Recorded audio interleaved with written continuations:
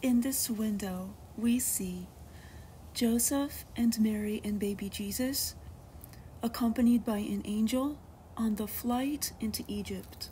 Here's the story from the Gospel of Matthew, chapter 2.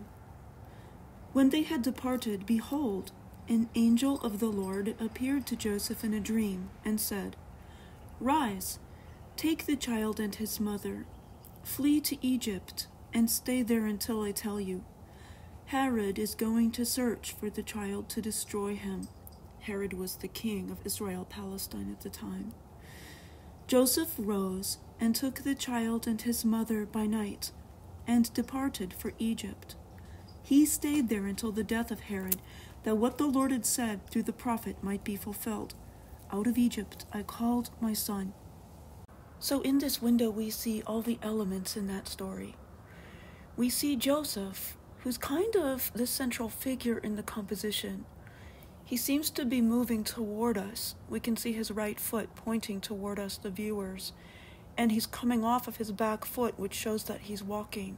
He's dressed for travel, in his brown clothing with a red cloak. Red was a sign of wealth in the ancient world. We know, however, that the couple, Joseph and Mary, were not rich people. So the color here is probably a symbol of the wealth of grace and blessing that Joseph has received from God. We see him holding a traveler's staff in his right hand, and we see him looking backwards over his shoulder as if he is afraid or expecting that someone is going to be chasing them. And from the story, we know that's what's happening.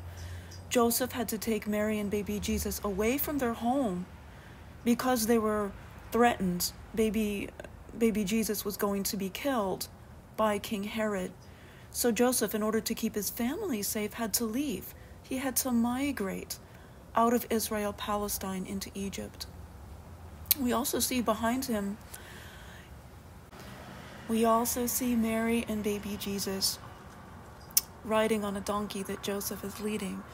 The Bible doesn't tell us that they rode a donkey, but this part of the story kind of arose in Christian traditions, Christian retellings of the story. Hovering over Mary, we see an angel, perhaps the angel of Joseph's dream, who's accompanying the couple on their journey. As always, in these windows, we see the artistry of the German artists from 100 years ago, the detail with which they painted the faces, the folds of clothing, the bushes, and even the stones underneath the feet of Joseph. Even Joseph's feet have such detail.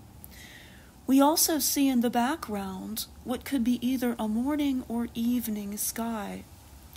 Because the journey from Palestine to Egypt would have taken the couple roughly southwest, it is probably a morning sky. It's the sunrise behind them. And we see mountains and layers of rose and blue and purple and clouds. A beautiful sky painted there. However, there's an old saying, pink in the morning, sailor take warning. If you see pink at dawn, it means that a storm is probably coming. So although the sky is beautiful, it could also be interpreted as threatening, that there's danger that's coming for the Holy Family, that they're trying to escape.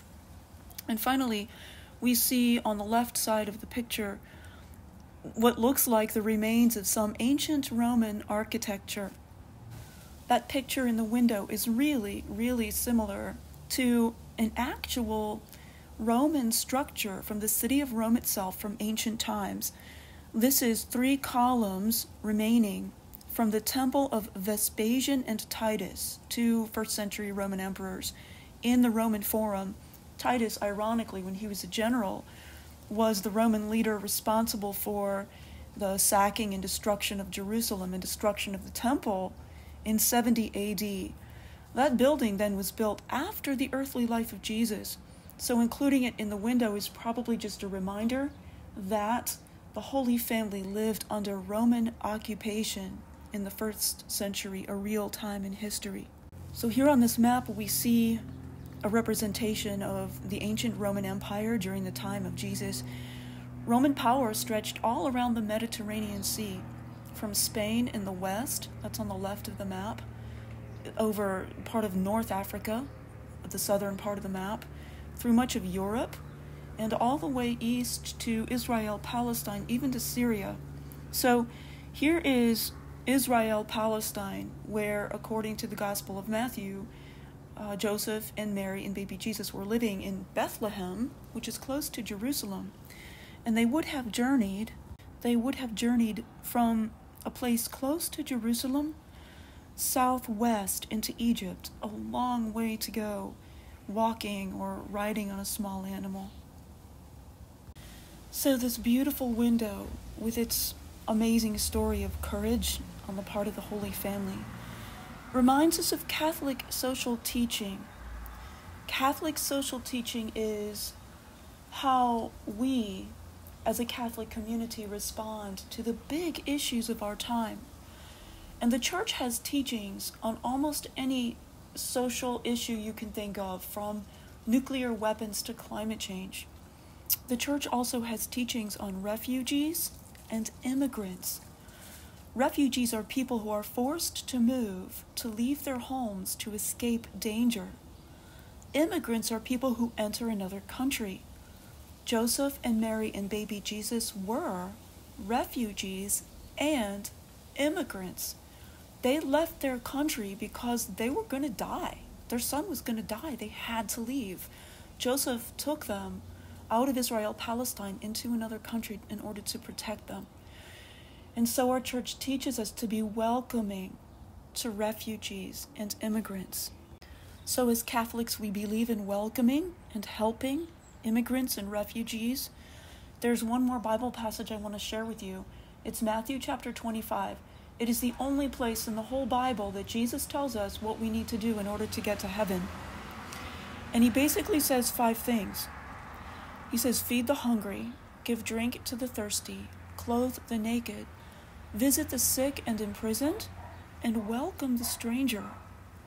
So our Church teaches, our popes and our bishops and our Church leaders teach us to welcome the strangers. This is a page from the website of the United States Catholic Bishops. That website contains many of the teachings that the Catholic Church has on different social issues. So this just shows that the Church does have teachings on immigration. The Catholic Church in the United States is an immigrant church. We're all immigrants, with a long history of embracing, that means welcoming, diverse newcomers and providing assistance and pastoral care to immigrants, migrants, refugees, and people on the move. So this kind of touches on 2 ways that I tried to live out my faith this week. One of those ways was voting in the election. Participating in our democracy is our responsibility as Catholics, and voting our conscience is our responsibility as Catholics. And one of the issues that affected how I chose to vote was the issue of immigration and the immigration policies that our leaders have been doing. That's just my personal opinion. Our duty is to vote. The Catholic Church does not support any particular political party or particular political leader, but we do support Catholics voting our conscience. The other side of it, I think, is what we talked about in class. It's especially being welcoming to each other and not being hateful. This is a time in our nation's history when people are very, very divided against each other over politics. People who support Democrats versus people who support Republicans. And the feelings are very strong and very deep. So, over the course of the week, I have friends who I know their political opinions are different from mine, but I've treated them with respect and they've treated me with respect, and we've been civil to each other. So we're trying to build bridges. We're trying to keep friendships and create friendships with people whose political opinions are different from our own, in order to hold our community together and to be welcoming, to be loving. Thank you, and I look forward to seeing your videos today and seeing you again on Sunday. Thank you.